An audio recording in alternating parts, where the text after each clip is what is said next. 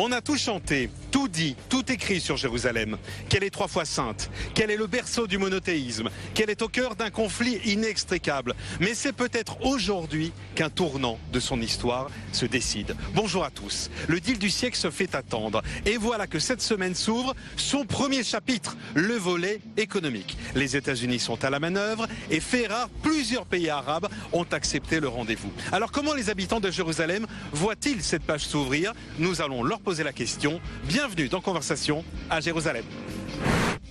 La paix par l'économie. Voilà l'idée de Donald Trump pour relancer un processus de paix au point mort.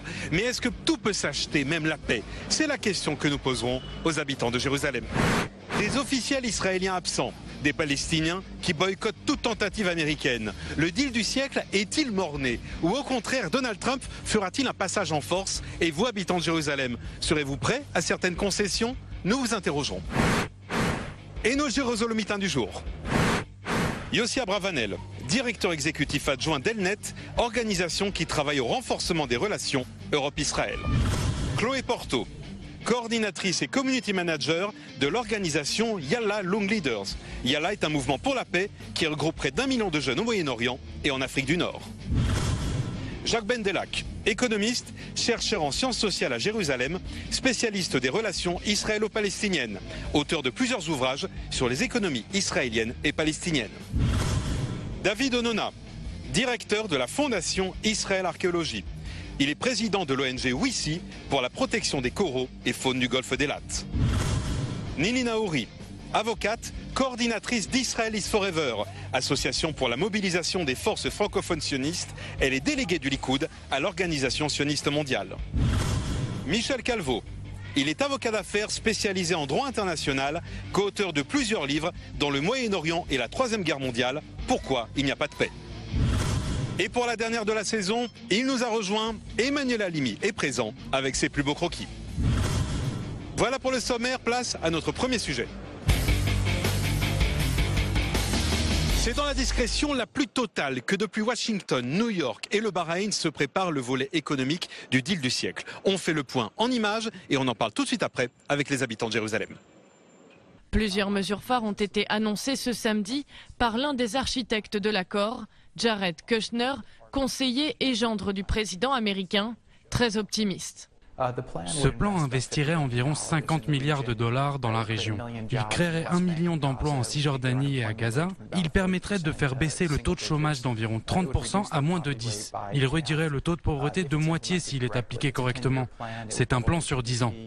48 milliards de dollars levés exactement pour soutenir les Palestiniens et leurs voisins jordaniens, libanais et égyptiens. Le plan permettrait l'ouverture du marché palestinien aux marchés régionaux et internationaux. L'objectif affiché, parvenir à doubler leur PIB en 10 ans. Beaucoup font le parallèle entre le plan Marshall appliqué en Europe dans l'après-guerre. Jared Kushner veut s'appuyer sur le secteur privé en injectant des fonds pour développer les infrastructures.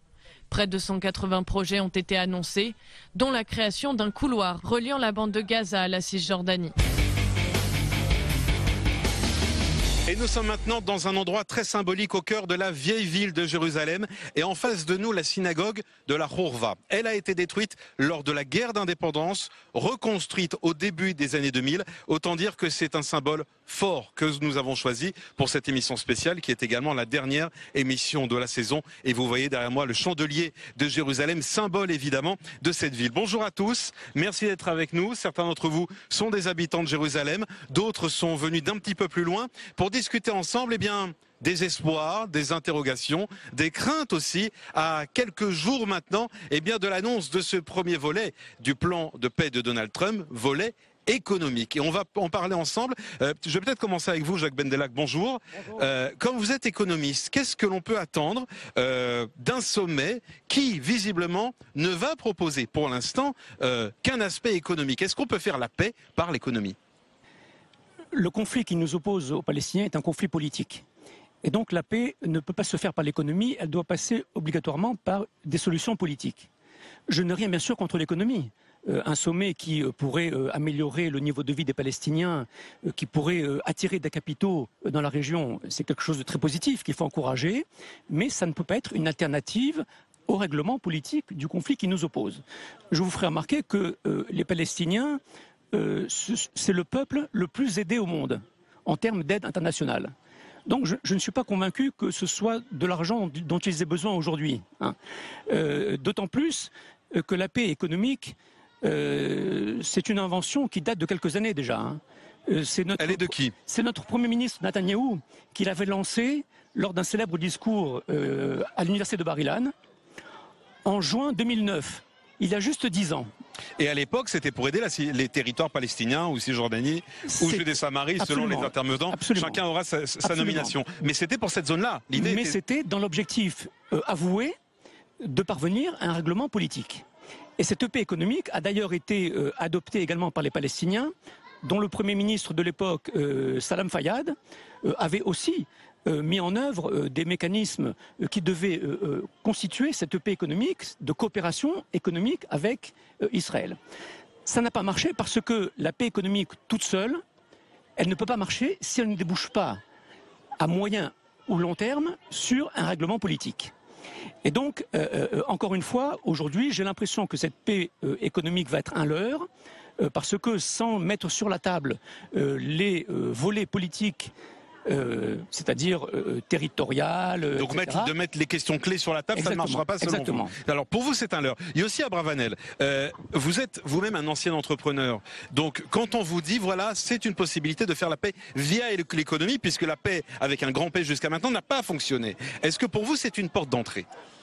Moi, je pense que l'aspect économique est très important dans le cadre du conflit. On parle au niveau des Palestiniens qui vivent dans les territoires de Cisjordanie, de gens qui vivent dans une société où il n'y a pas de couverture sociale, il n'y a pas de système de retraite, il n'y a pas de véritable monnaie. On parle de gens qui sont complètement dépendants de l'État d'Israël, puisque tous les jours, 200 000 Palestiniens entrent en Israël pour travailler en Israël, 100 000 de manière légale avec un permis de travail, 100 000 de manière illégale, et Israël ferme les yeux parce qu'elle sait la dépendance de la population palestinienne par rapport au travail qu'ils ont en Israël. Donc ça me paraît très important. Maintenant, là où je rejoins... Mais vous dites comme lui que c'est un leurre ou pas? Je pense que c'est pas suffisant, mais je pense que c'est quand même un point intéressant, puisqu'on va aller sur un point qui est essentiel pour les Palestiniens. Au lieu d'attaquer tout de suite les questions qui sont les questions conflictuelles, politiques, on va aller sur un volet sur lequel on peut se retrouver avec eux, qui est la partie économique, c'est-à-dire leur créer une économie. Il n'y a pas d'économie aujourd'hui dans les territoires palestiniens. L'idée de leur créer une économie, ça peut être un angle d'attaque différent, mais je rejoins quand même monsieur l'économiste qui a parlé avant, sur le fait que c'est un conflit qui peut pas se régler uniquement avec de l'argent. C'est un conflit politique qui est essentiellement basé sur des revendications territoriales palestiniennes, des revendications nationalistes, et qui jusqu'à présent ont été très dures, avec lesquelles on n'a pas pu discuter. Et donc, ça ne sera pas suffisant, mais c'est un bon angle d'attaque pour commencer à discuter. David Onona, est-ce que pour vous, c'est également, comme le dit à l'instant Yossi Abravanel, une porte d'attaque parce que jusqu'à maintenant, les autres façons de tenter des négociations ou tenter des discussions ont échoué? Moi, je pense que l'économie, c'est un levier essentiel pour la résolution du conflit. Mais je suis d'accord sur un point que M. Madalek a abordé. Aujourd'hui, on fait comme si on était dans le déni des clés du conflit. Les clés du conflit, elles sont politiques. Les clés du conflit, c'est l'acceptation par les Palestiniens, par les pays arabes, et on a un début avec les pays sunnites, de la légitimité d'Israël et des Juifs à avoir un État juif ici, en Israël.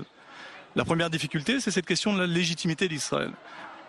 La deuxième chose, le deuxième levier fondamental, c'est la souveraineté sur Jérusalem. C'est une question clé. On est à Jérusalem devant la Khourva, devant la ruine, vous ne l'avez pas traduit tout à l'heure, reconstruite en 2000 et qui symbolise quelque part le renouveau du quartier juif de Jérusalem et qui marque quelque part un signe d'espoir pour tous les habitants de la ville. Le troisième sujet, ce sont les réfugiés palestiniens. Et j'ai l'impression que le plan Trump, c'est une nouvelle fois, en parlant d'économie, c'est comme si on poussait le sujet en le remettant au calendrier grec sans vouloir l'aborder. Et en Israël, on a aujourd'hui une sorte de statu quo dans lequel ces sujets-là ne sont pas abordés, y compris dans la politique israélienne. Les réfugiés palestiniens, l'intégrité de Jérusalem comme capitale indivisible, éternelle d'Israël. Et moi, je suis un habitant de Jérusalem qui souffre de ce statu quo, qui aimerait que le politique se prenne en main et nous propose une vision, que les choses soient claires et qu'on puisse débattre de ces points-là. Je ne crois pas que l'économie seule soit la clé de résolution qui permettra à nos petits-enfants, à nos arrière-petits-enfants de vivre en paix dans ce pays. Alors, je note autour de moi beaucoup de scepticisme. Chloé Porto, vous qui êtes justement responsable dans un mouvement pour la paix, quand on vous dit, voilà, d'ici quelques jours, on va lancer une initiative qui est quand même, on va le rappeler, depuis des mois, le deal du siècle que l'on attend tellement. Est-ce que cette porte d'entrée pour vous est positive ? Alors, je suis contente qu'il y ait quelque chose qui soit fait, mais malheureusement, comme l'ont dit les personnes qui ont parlé avant moi, l'aspect économique, bien qu'il soit très très important, il n'est pas suffisant et il est totalement unilatéral aussi. Ça veut dire quoi unilatéral ? Même pas unilatéral.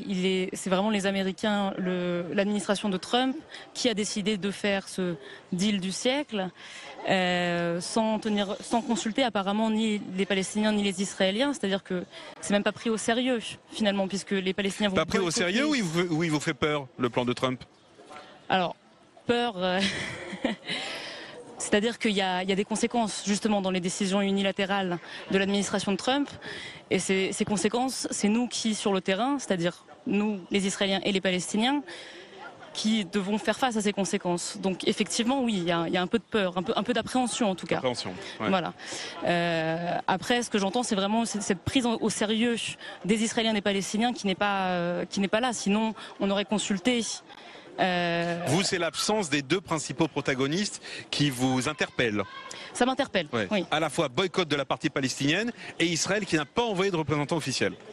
Qui va envoyer un représentant officiel, mais qui ne sera pas forcément... Mais pas de haut rang. Pas de haut rang, comme ouais. ils disent, voilà. Et donc, on ne sait pas si ça sera vraiment quelqu'un de... Ouais. Un politicien ou un... Une différence entre... Il y a quand même une différence entre être présent et représenter, même avec peut-être un représentant pas de premier rang, et ne pas venir du tout. Israël sera présent, c'est ça qui est important. Ils seront présents à la conférence du Bahreïn. Et les Palestiniens ont décidé de ne pas venir. Donc il y a une grande différence. Il y a une grande différence. Il y a aussi une réalité, Nili Naouri. On voit plusieurs pays arabes qui ont été invités à participer à cette conférence et qui seront présents. On parle du Maroc, on parle de l'Égypte, on parle de la Jordanie. Alors c'est vrai que ni Israéliens ni Palestiniens ne seront présents, mais est-ce qu'au fond, ces présences-là prouvent qu'il y a une volonté globale ici au Moyen-Orient pour relancer la machine ? Bien sûr, je pense que tous les efforts diplomatiques qui ont été faits par notre Premier ministre jusqu'à présent ont montré que mis le point sur le fait qu'il y a beaucoup de pays arabes qui ont compris qu'une collaboration avec l'État d'Israël serait bénéfique pour eux. Et on voit que finalement, les pays qui soutiennent encore l'Iran ont décliné l'invitation et se rangent du côté de l'autorité palestinienne, entre guillemets. Ce que je pense, c'est que l'autorité palestinienne a boycotté ce sommet parce que ils ont vu que les États-Unis ont abandonné l'idée de deux États pour deux peuples, et finalement eux ils continuent de réclamer avec force l'établissement d'un État palestinien dans les frontières d'Israël avec Jérusalem comme capitale. Et donc pour vous là, ce sommet économique, c'est pas du tout avec pour ambition de faire deux États? Non, de toute façon, pour l'instant, il s'agit seulement d'un volet économique. Entre oui, parenthèses, mais ça pose les bases de quelque chose. Oui, ça va poser les bases de quelque chose. Ça, c'est sûr. La vérité, c'est que je ne sais pas si tout l'argent qui sera insufflé chez les Palestiniens servira à grand-chose, vu que pendant 700 ans d'occupation de la terre d'Israël par les musulmans, ils n'ont réussi qu'à multiplier les grains de sable du désert, que cette tradition continue chez eux et que je ne pense pas que cela change quelque chose. De plus, tout l'argent qui a été donné à l'autorité palestinienne ne sert qu'à enrichir encore la richesse personnelle des dirigeants, continue à alimenter le terrorisme. Cet argent va pour soutenir les familles des shahids, va pour acheter des armes, construire des tunnels. Donc je ne pense pas que ce volet économique servira à grand chose. Peut-être que si effectivement de l'argent serait insufflé pour donner des indemnités aux Palestiniens entre guillemets qui décideraient de quitter Israël, alors effectivement peut-être que ça serait une bonne idée. Il y a une rumeur qui court. C'est un autre plan qui n'a rien à voir avec ce qui visiblement est évoqué. Le deal du siècle devrait prévoir, il y a une rumeur selon laquelle le deal du siècle prévoit l'émigration d'1 million de Palestiniens, d'Arabes d'Israël vers l'Égypte. Ça s'appelle expulser les Palestiniens. Non, ça ne s'appelle pas expulser, ça s'appelle encourager de manière active et justement. C'était le programme de Moshe Feiglin pendant les élections. Mais juste contre l'octroi de la nationalité, puisque vous savez que les Palestiniens n'ont pas le droit d'avoir une nationalité. C'est le but de ce peuple qui a été créé de toutes pièces par le Moufti de Jérusalem est simplement l'opposition au sionisme. Ils n'ont que Je vais vous redonner la parole, mais on va la faire passer. Voilà, je vais rebondir sur deux choses qu'a dit Nilip Kupfer, parce qu'elle a dit beaucoup de choses. Mais pour revenir au début de ses paroles, c'est très bien que les pays sunnites de la région, l'Arabie Saoudite et les pays du Golfe participent à la conférence de Bahreïn, mais on doit se rappeler une chose, c'est que les pays qui ont un levier de pression sur les Palestiniens, ce sont les pays qui financent les Palestiniens. Et aujourd'hui, les pays qui financent les Palestiniens, c'est l'Europe, le Qatar, l'Iran, qui finance le Hamas, et de moins en moins les États-Unis. Donc les pays du Golfe et l'Arabie Saoudite ne financent pas les Palestiniens. Donc leur influence reste très minime. Aujourd'hui, l'Europe aurait une carte à jouer, à la limite. Le problème, c'est que les Européens, jusqu'à aujourd'hui, se sont vraiment illustrés dans leur capacité. Le Qatar. Le Qatar, c'est encore un autre problème, parce que le Qatar finance le terrorisme, donc on risque d'avoir un problème avec le Qatar. Mais l'Europe, qui est censée être un médiateur, qui aurait voulu être un médiateur, jusqu'à présent n'a pas su saisir la chance d'avoir un rôle dans l'apaisement dans ce conflit-là, et ils auraient vraiment une carte à jouer aujourd'hui, s'ils voulaient la jouer. Donc vous déplorez au fond l'absence de participants, pas seulement certains pays arabes, mais également de l'Europe. Michael Calvon, on vous a pas encore entendu jusqu'à présent. J'aimerais bien savoir si pour vous, on peut faire du business pour coexister en paix. Mais la paix apporte le business et le business apporte la paix. Tout cela est connu depuis l'Antiquité. C'est pour ça que les pays se font aussi des guerres, pour développer leur business. Mais pour revenir à votre question mais là, Donald Trump a choisi cette porte d'entrée-là pour son livre du siècle. Oui, et c'est très intelligent. C'est très intelligent. J'ai eu la curiosité d'entendre le discours de Jared Kushner, discours qu'il a fait dans le cadre du Washington Institute il y a à peu près 2 semaines. Et il a dit que le plan prévoyait plusieurs billions de dollars qui allaient être investis dans tout le Moyen-Orient.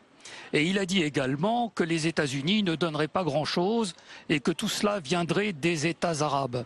Alors, dans quel but tout cela ?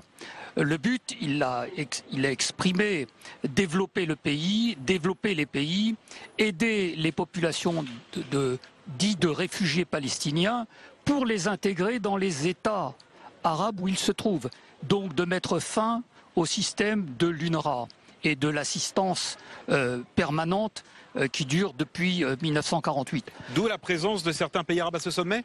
D'où la présence de certains pays arabes qui sont conscients de tout cela et qui voudraient bien, vraisemblablement, que les Américains donnent de l'argent. Alors, pour revenir à votre première question, à savoir si je pense que la paix par l'économie peut se produire, personnellement, tant qu'on continuera les incitations dans les écoles, dans les mosquées, dans les médias, tant qu'on considérera que les gens qui commettent des actes de terrorisme sont des héros et des martyrs, il ne pourra pas y avoir de paix. Si je peux abonder un peu dans le sens de ce que vient de dire monsieur, il y a un problème énorme pour avancer, ne serait-ce qu'au niveau économique avec les Palestiniens, c'est le problème du leadership palestinien qui aujourd'hui n'est même pas légitime. Je voudrais rappeler ici que Mahmoud Abbas a été élu en 2005 pour 4 ans, il a donc fini son mandat en 2009, ça fait 10 ans qu'il n'a pas fait d'élection, qu'il est toujours président de l'autorité palestinienne, mais de manière illégitime. Le Parlement palestinien a été élu en 2006 pour 4 ans, donc depuis 2010, ils ont terminé leur mandat et continuent à diriger le Parlement palestinien. Donc on parle ici de leaders qui ne sont pas légitimes. On parle avec des gens qui ne peuvent pas représenter les Palestiniens puisqu'ils ne sont pas légitimement élus. Donc on fait quoi ? C'est un système mafieux. On attend le départ de Mahmoud Abbas ou le décès de Mahmoud Abbas, puisque visiblement il n'a aucune intention de partir. Non, on espère l'émergence d'un nouveau leadership palestinien plus courageux. Écoutez, les Palestiniens avec qui on parle aujourd'hui sont les mêmes depuis 35 ans.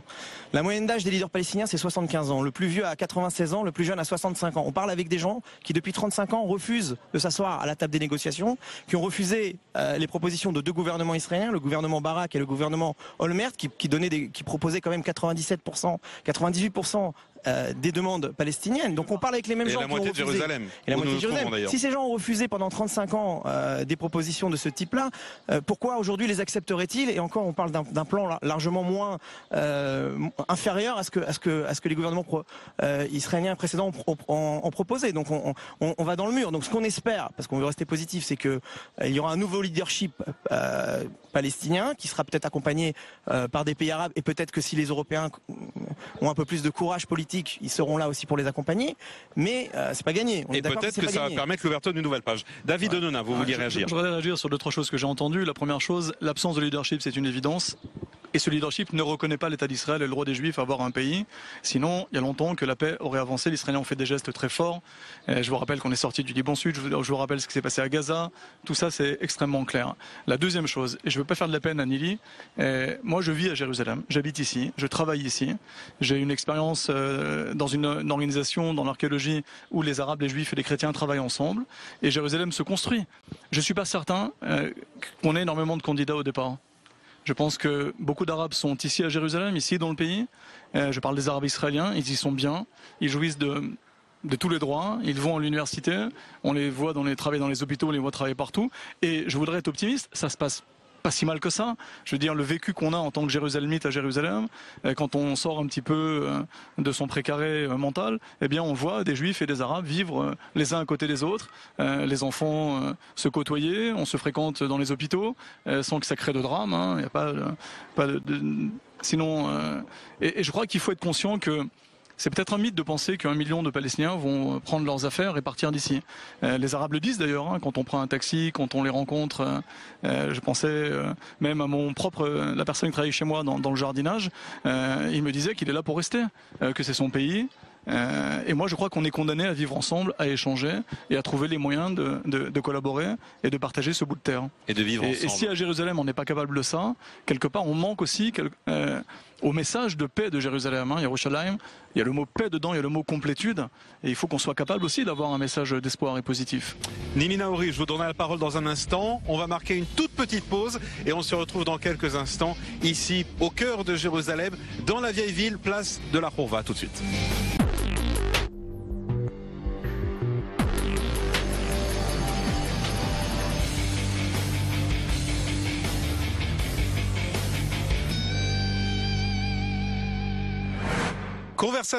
Dernière conversation de la saison. Ce soir, nous sommes à Jérusalem, dans la vieille ville, endroit hautement symbolique, place de la Hourva. Avec cette échéance, on va découvrir d'ici quelques jours le volet économique du deal du siècle de Donald Trump. Et nous discutons avec les habitants pour la plupart de Jérusalem.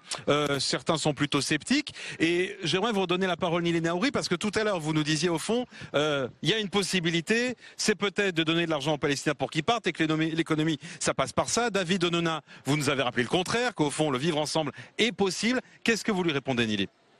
Je vais vous répondre que d'abord, il faut savoir que 20 000 Palestiniens quittent le territoire israélien chaque année, que d'après des sondages internes des Palestiniens, 30% des Palestiniens, des Arabes d'Eretz Israël, je préfère cette appellation, des Arabes d'Eretz Israël vous désirez quitter la Judée-Samarie et que 50% des Arabes d'Eretz Israël qui vivent à Gaza veulent aussi quitter le pays. Donc la possibilité de leur donner une compensation financière pour qu'ils quittent Israël n'est pas du tout illusoire.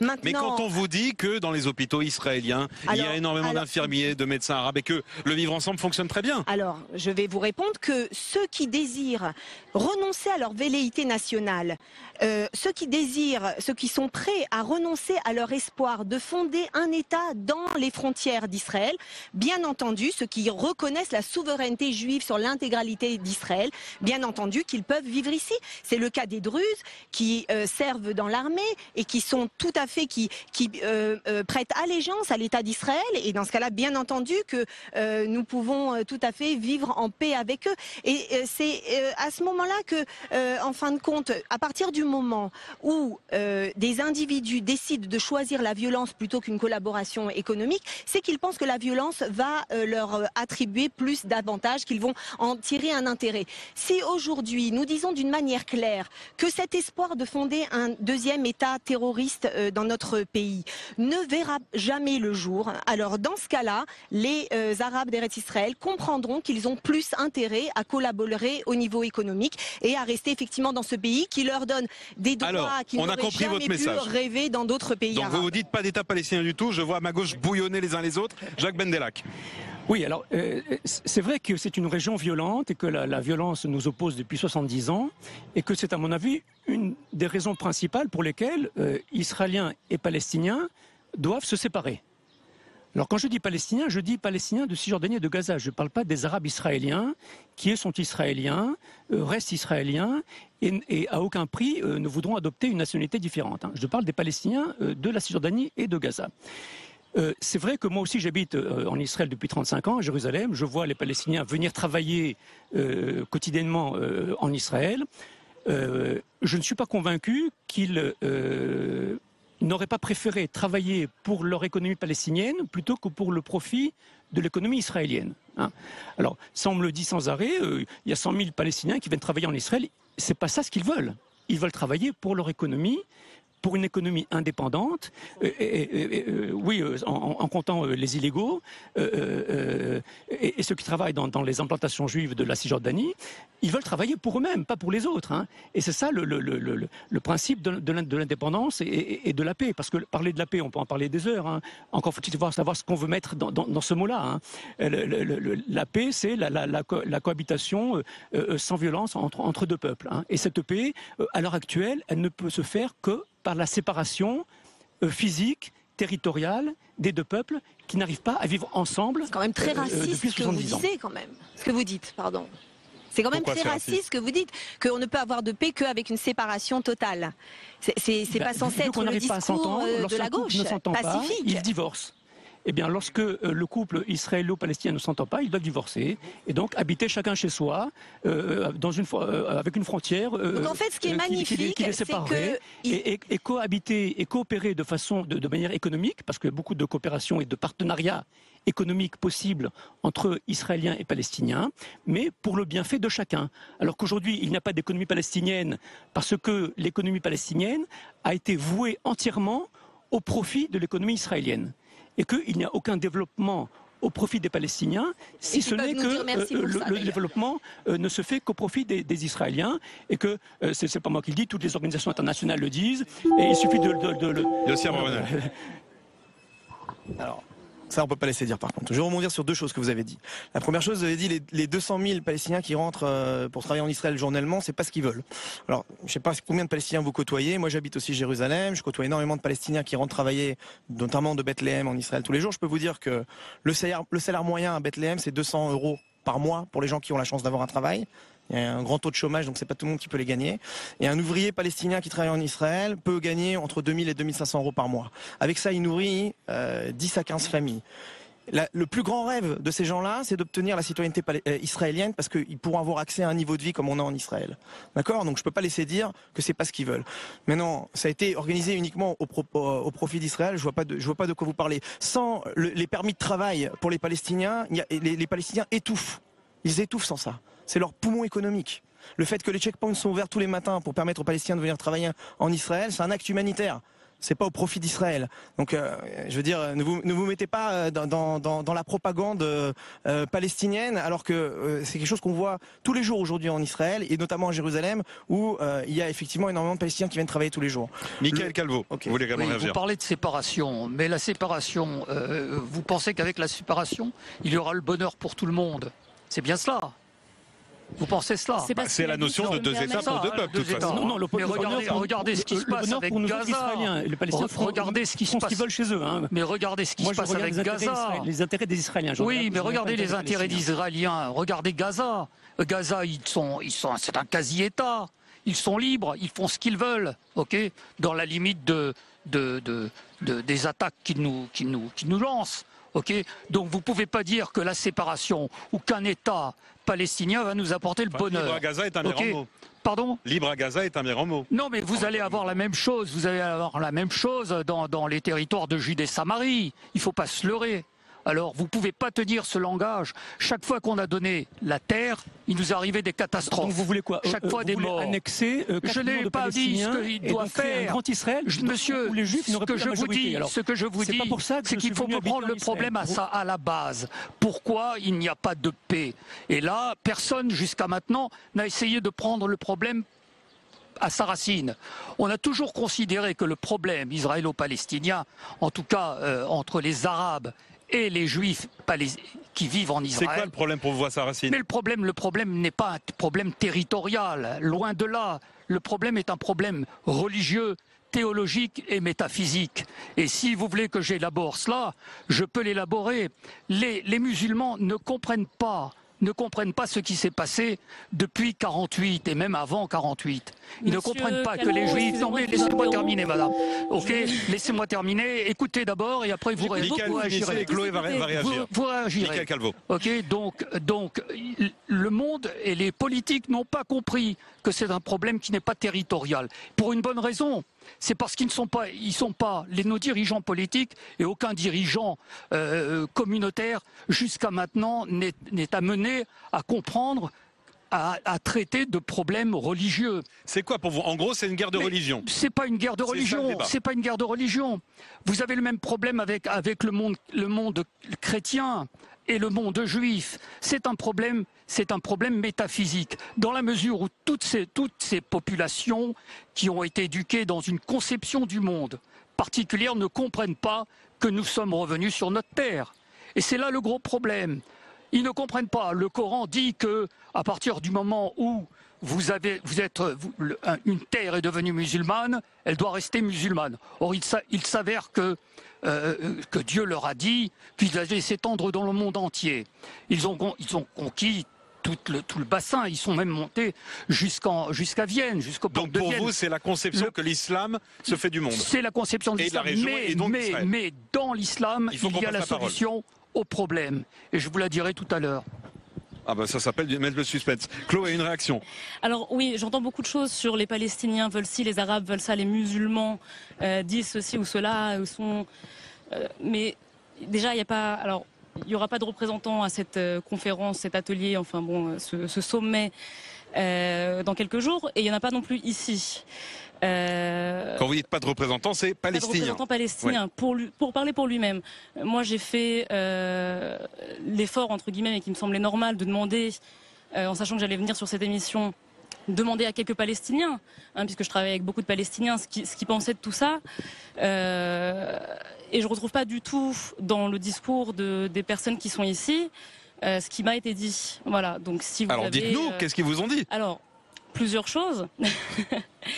À savoir que, effectivement, eux, ils ne veulent pas être présents à ce sommet parce qu'ils ne se sentent pas respectés, parce qu'au-delà de l'aspect économique, ils ont l'impression qu'on veut les acheter, qu'au-delà de l'aspect économique, ce qu'ils demandent, c'est le respect, c'est la dignité, ce qui est très important. Ça revient beaucoup plus que le sentiment de la demande nationale. C'est la dignité, et c'est quelque chose qu'ils n'ont pas l'impression d'avoir. Après, j'entends beaucoup de choses aussi qui sont assez des clichés racistes, on va dire, quand même, sur les Arabes ceci, les terroristes cela. Faut quand même dépasser un petit peu ça si on veut essayer d'avancer avec ce projet de paix. On partage le même sol, on partage le même sol, on partage la même mot. Même si on fait une séparation, il faudra qu'on se parle.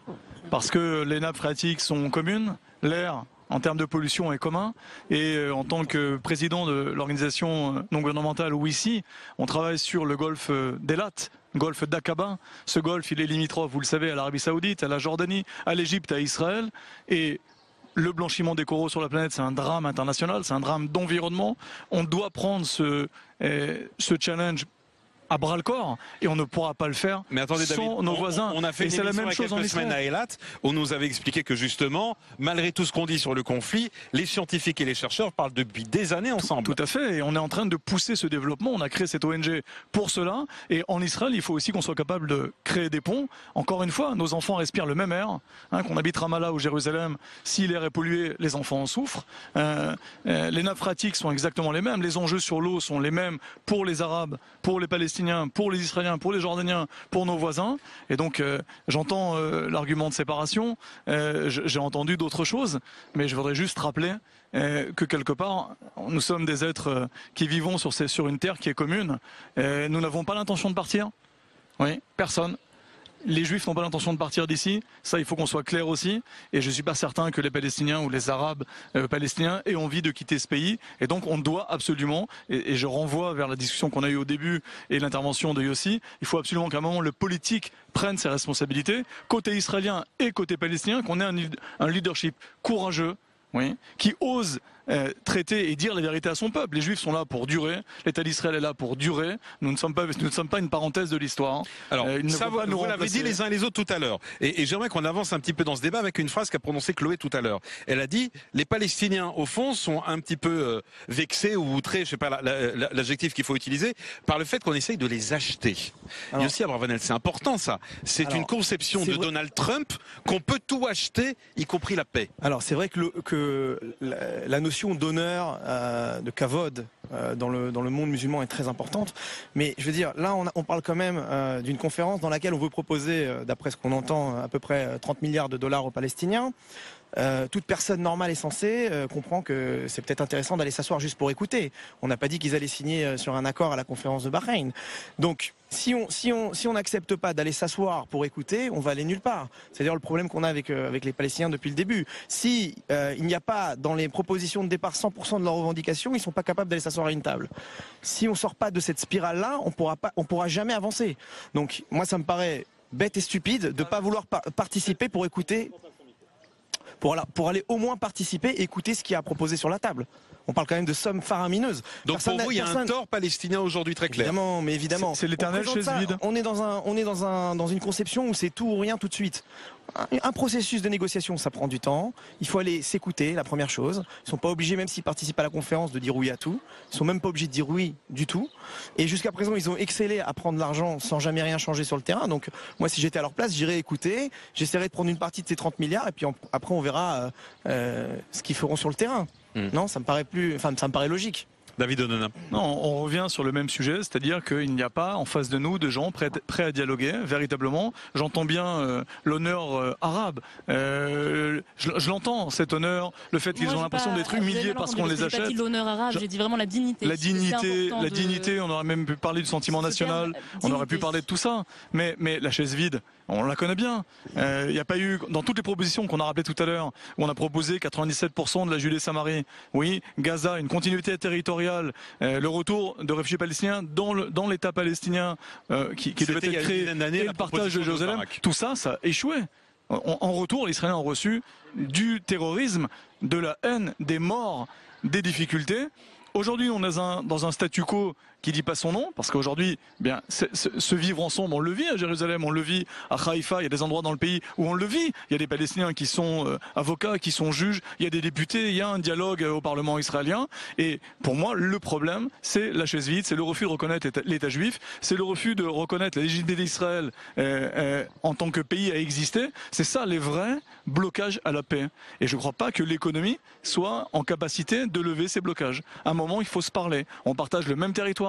Personne ne va partir. Je suis pas sûr qu'on va encore une fois. Vous êtes d'accord avec lui, je pense. Sur ça, je suis d'accord et je voudrais rebondir sur ce qu'a dit Nili tout à l'heure. Je pense que de la même manière qu'on ne peut pas accepter de l'autorité palestinienne la propagande et l'éducation à la haine qui consiste à dire à tout un peuple on va jeter tous les juifs à la mer. On ne peut pas accepter ça de la même manière.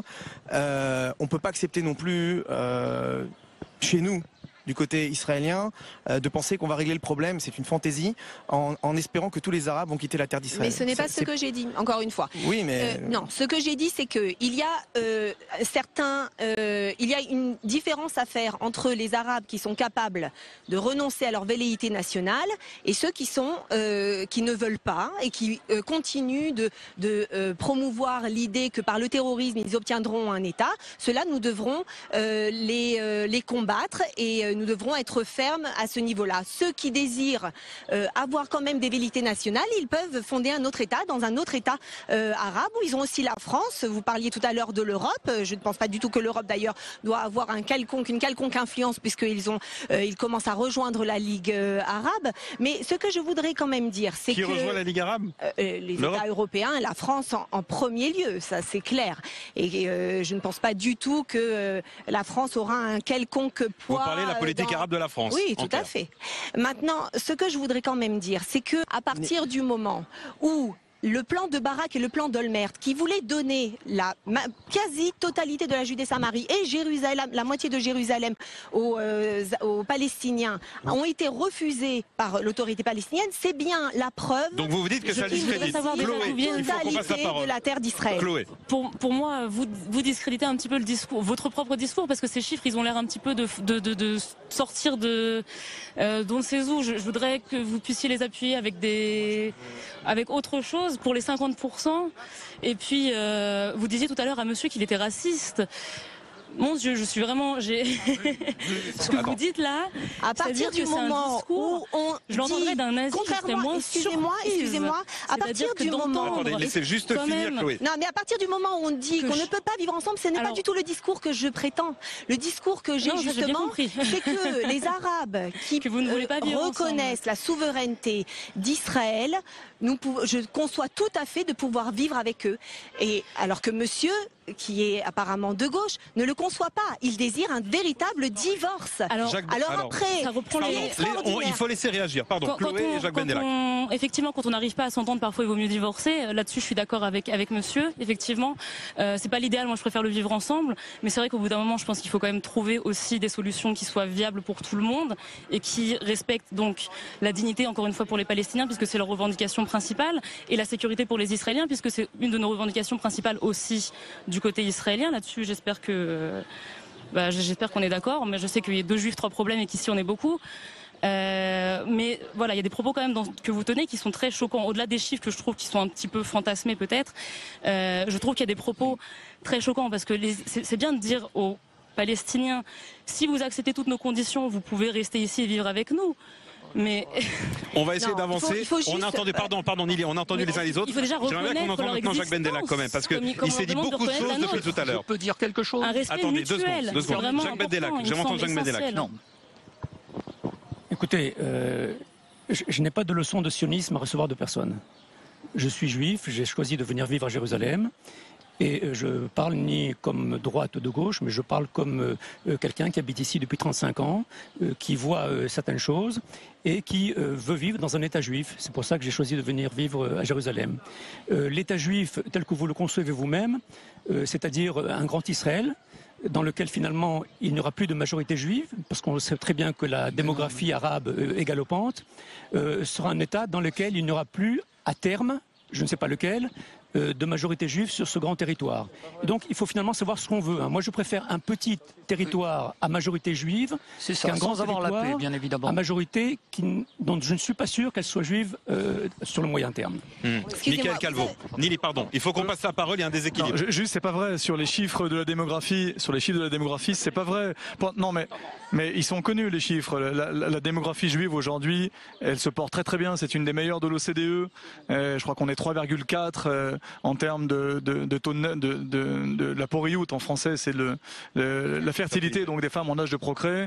Le mythe du ventre des femmes arabes qui va faire exploser l'État juif en nous délayant dans un État. Il faut arrêter avec tout ça, quoi. Voilà, c'est pas un argument que j'entends, ça. Michael Calvo. Ce que vous avez dit tout à l'heure, à savoir qu'ils se sentent en quelque sorte, on porte atteinte à leur dignité en leur proposant des billions de dollars. Vous avez parfaitement raison, parce qu'on ne peut pas acheter le Coran. Le Coran ne se vend pas, on ne peut pas changer le Coran. C'est là la grande difficulté. Et ça, il semblerait que Donald Trump et ses assistants ne le comprennent pas en apparence. Donc pour vous, c'est une guerre contre l'islam? Ça se résume à ça, votre théorie? Non, c'est pas une guerre contre l'islam, c'est l'islam qui crée la guerre contre nous, et contre cette guerre-là, c'est étendu au monde entier. Il faut faire la différence entre l'islam et l'islam politique. Au monde entier. David Onana. Je dis qu'on n'est pas en guerre contre l'islam, on est à Jérusalem qui est une ville de paix. Cette ville, c'était la capitale d'Israël, c'est la capitale du peuple juif. Les musulmans ont été présents, ils y ont des lieux saints, même si c'est le 3e lieu saint de l'islam, ils y sont aussi attachés. Les chrétiens ont été aussi ici très longtemps. Le christianisme est né en Terre Sainte. Je reviens sur le vivre ensemble. Si on n'est pas capable de penser à Jérusalem, au pied de la Ménorah qui est derrière nous, qu'un jour la lumière va sortir d'ici et qu'on va donner un exemple au monde en étant capable de se respecter les uns les autres et de vivre en paix, quelque part on est en train de rater quelque chose de très important. C'est le salafisme que l'on... Ce sera le mot de la fin. C'est le salafisme que l'on combat.